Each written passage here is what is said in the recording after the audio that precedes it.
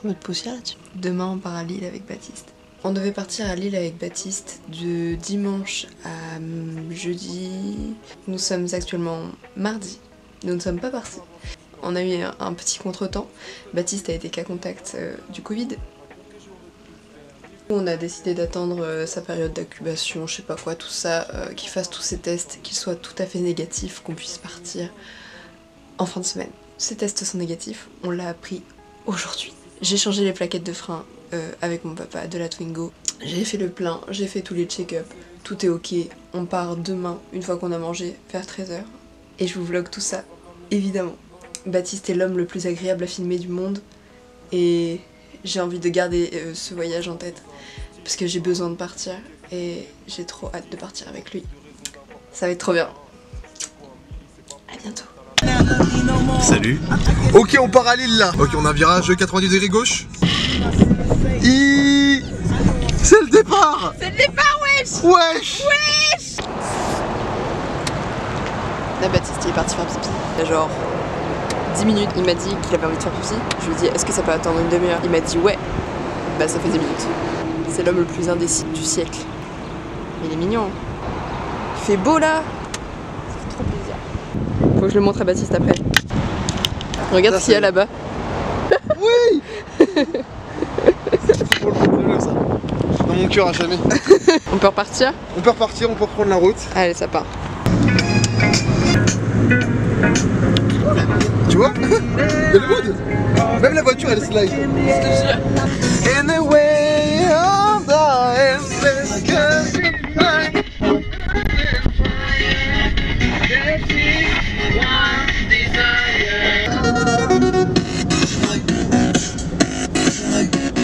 On est où? On est à Lille, wesh. On est débrouillards, vous savez. On a passé des années dans la galère. Et pourtant, on est toujours là. On va à l'appart. On se change, on va chercher une taille. À l'appart de l'ami Vivi. Merci l'ami Vivi. Merci beaucoup à toi, Vivi. Merci à Vimon pour les travaux. Putain de plaisir. On reconnaît quand même l'architecture, hein, c'est les briques. Hein, c'est moche, faut le dire. Hein. Ok, on arrive au feu rouge. J'adore ta conduite. Continue ce que tu fais, c'est bien. Non, tu casses les couilles. C'est parti. On avance. Pitié. Regarde, il y a une jolie église, chapelle. Cathédrale. Cathédrale, oui. Oh. Attention, le feu. Oh non de Dieu. Oh non de Dieu. Oh non de Dieu. Je vais appeler la police. Ah, la station Vélib, notre meilleur ami cette semaine. Les gars, je viens de vivre une expérience. Le Vélib. De Lille. C'était juste... Faut que je m'en remette, hein.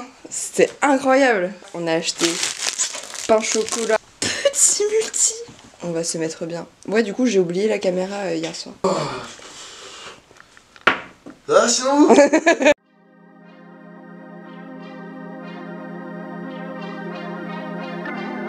Le tout beau.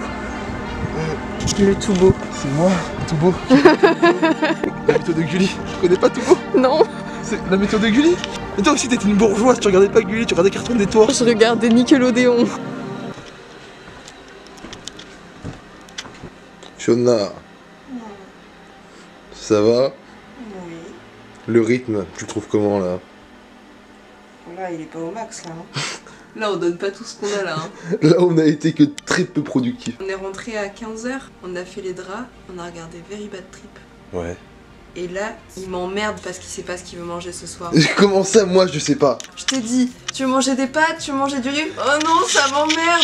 Non mais moi je sais. Tu veux commander? Oh non, on va cuisiner. Ce qu'on va faire, c'est que, comme tu as dit, tu as une très bonne idée, on va prendre des vieilles barquettes dégueulasses, on va foutre ça au micro-ondes et on va bien manger. Bah voilà, pourquoi tu prends la tête là?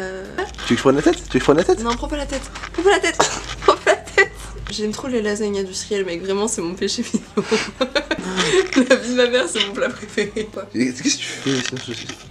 Je suis en train de lire un webtoon. Mec. C'est une nouvelle tendance chez les jeunes. En anglais, mec. Ce soir on fait quoi? On va Gauthier. Oui. On va jouer à Speedrunner. On va jouer à Je Speedrunner. vais me faire éclater. Exactement. On va faire des références nulles. Et moi je vais pas comprendre. Ouais c'est ça. Ça va être une bonne soirée. Oui. J'ai envie de prendre ton meilleur plan. C'est le meilleur plan là. Là, Il y a quelque chose qui se passe par là? Ah là, il y a respect. Non, pas de Mickey, c'est bon. C'était incroyable. Est-ce que demain, au final, le monde sera pas composé d'indépendants? On voit cette montée, genre vraiment, dans tous les milieux de l'influence en fait. Sinon par exemple Lucas Auchard, Squeezie, et comme on dit des parties de rien hein. La presse de demain, est-ce que ce serait pas des mecs comme Hugo Décrypte, n'importe qui, des indépendants qui passent par des vecteurs comme les réseaux sociaux? Est-ce qu'on n'aurait pas du coup un déplacement de l'information vers des mecs qui concentrent l'information pas autour du fait par exemple tu prends le Figaro, c'est une personne morale etc, mais vraiment au travers de leur image. On a vraiment besoin d'une situation de proximité, d'où Twitch par exemple. Twitch, ce qui marche bien sur Twitch, ce qu'a compris Samuel Etienne, ce qui marche bien c'est de se placer en proximité. L'ancienne école se place toujours à distance du consommateur. Ça voudrait vous dire qu'à l'avenir, le seul vecteur de la communication, de l'information, du divertissement, ce sera l'indépendant. Ça mènera à quoi? Qu'est-ce que ça va changer dans la société, tu penses? Ce qui va changer dans la société, c'est la démagogie. On peut en voir un bon côté et un mauvais côté. Tu prends des connards comme Alain Soral, Damien Rieu, etc. Ils ont du succès parce que les gens se sentent proches d'eux, etc. Parce qu'ils tweetent beaucoup, ils sont très actifs sur les réseaux sociaux, on peut interagir avec eux. Mais au-delà de ça, ces mecs-là ont des idées qui sont pas bonnes à faire passer. Donc de la démagogie, puisque tu uses de ton personnage et de l'influence que tu as sur ta communauté pour et tu te places en homme du peuple, entre guillemets. Ouais, et qu'est-ce qui ça amènerait de bon? Bah t'aurais un connard qui te dirait aussi ouais mais aujourd'hui les grands groupes contrôlent le monde et l'information qu'on nous donne c'est l'information qu'on veut bien nous donner. Si c'est des indépendants qui prennent le relais, on aurait vraiment une polarisation bien différente pour l'information, puisqu'on aurait du coup une multipolarisation. Ça amènerait pas de mal, que ça diviserait tout le monde, et que vu qu'il n'y aurait pas de communauté et de gros, justement, de groupes qui se forment, il n'y aurait pas vraiment, enfin la parole, enfin l'avis que tu te fais, l'opinion que tu as, il irait pas très loin, tu vois. Après c'est peut-être justement parce que moi je pense, comme la société a toujours été faite, dans le sens où c'est les grands groupes qui font que, c'est les grands groupes d'influence, mais du coup si on est tous avec une opinion hyper spécifique, genre on va pas avancer, tu vois. Je pense pas qu'on peut faire confiance aux gens en général pour avoir tous une opinion très précise et très peu biaisée. Parce qu'on parlait hier soir sur les réseaux sociaux, c'est une sorte de biais d'algorithme qui fait que tu vois exactement des gens qui sont d'accord avec toi. C'est juste qu'en fait on va avoir un rapport de force qui va s'inverser. C'est pas forcément je pense dans l'effectivité des choses, on aura toujours au final les mêmes pôles, etc. avec plus de représentation pour les différents pôles. Mais les opinions les plus fortes sont toujours les opinions les plus suivies.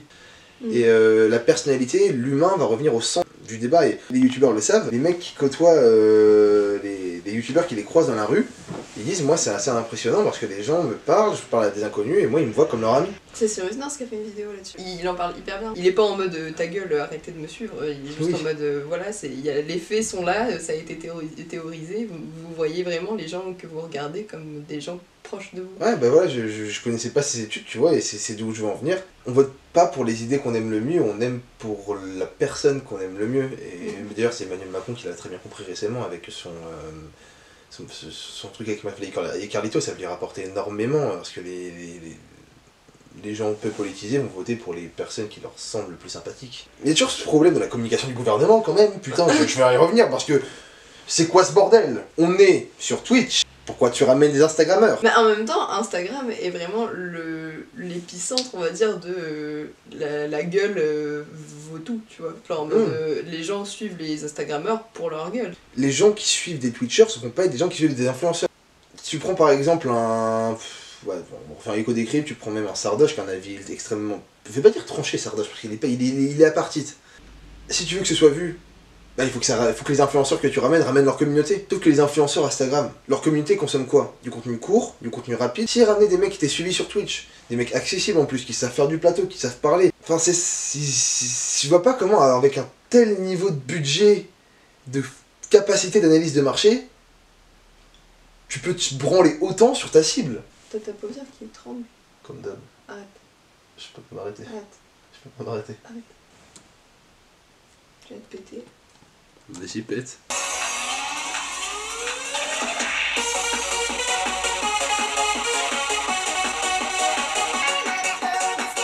Oh, regarde ça.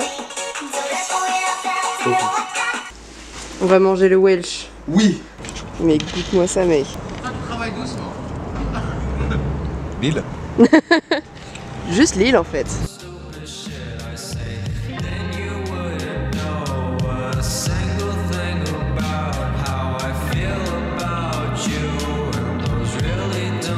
People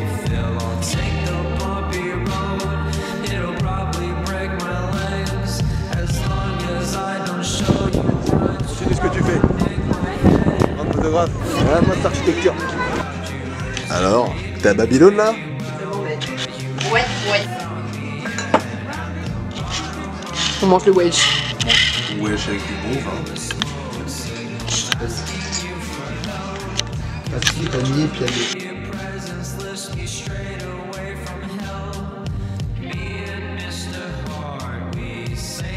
Prends la poussière, tu la déménages, tu peux voir la poussière ici. La poussière ça fait quoi? La poussière ça rentre dans les bronches, ensuite les bronches elles sont infectées, ensuite t'as un rhume, tu tousses, les gens ils disent que t'as le Covid, t'es exilé, t'es mis à l'écart, tu deviens triste, tu deviens seul. C'est fini pour toi, c'est à cause de la poussière. La poussière faut s'en débarrasser man.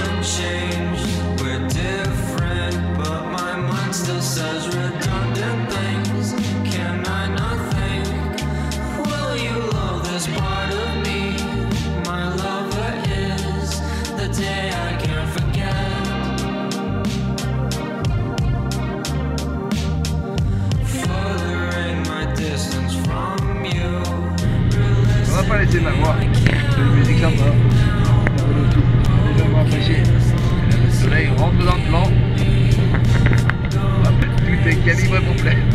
Et hop là, ça c'est beau, ça c'est la transition ça mec. Parfait. Là le plan est parfait. Les gens comprennent subtilement qu'on est arrivé à Caen. C'est la fin du voyage. Débrief?